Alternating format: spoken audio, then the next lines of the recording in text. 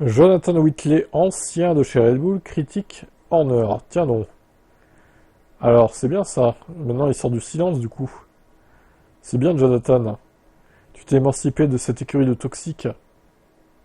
Alors, Horner a dit qu'il aurait pu approcher la direction de course à propos de l'accident, mais que ça aurait été inutile car on n'obtient aucune réponse de l'équipe.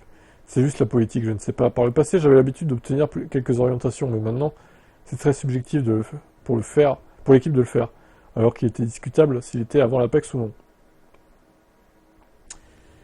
Ok. Pendant son temps chez Red Bull, Whitley gérait souvent la communication avec la FIA. Dans son nouveau rôle chez Stake, Sauber donc, ça ne fait plus partie de ses responsabilités. Est-ce qu'il regrette ça, du coup? Non, c'est en fait assez agréable de ne plus être impliqué. Après des années à parler avec la FIA, pendant la course, c'est assez agréable de transmettre cette responsabilité à Inaki et Rueda. J'en ai assez des dramas pour le moment. En fait, je profite juste de mon nouveau rôle et des opportunités que j'ai d'ajouter de la valeur et de fournir un soutien dans différents domaines. Je ne dis pas que je ne suis pas impliqué dans ces décisions, mais j'essaie d'aider principalement avec mon expérience.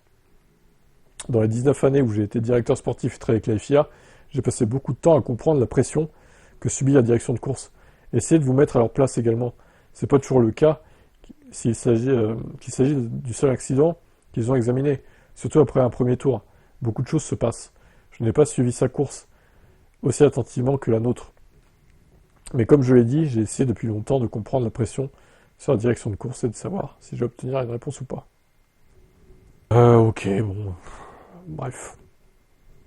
Bon, en vrai, il le critique pas trop quand même, hein. Il botte un peu en touche, hein. Le titre est un peu putaclic de l'article, comme souvent sur ce site. Non, mais c'est bien pour lui qu'il soit plus dans cette équipe au final, parce que tellement elle est toxique, c'est... T'as la pression du résultat, bon, il a plus trop ça chez Sauber. Après, chez Audi, il aura peut-être à nouveau la pression, parce que c'est un grand constructeur, mais je pense qu'il est mieux où il est maintenant. Même s'il performe plus comme avant, quoi. Donc bien joué, Jonathan, d'avoir quitté cette équipe.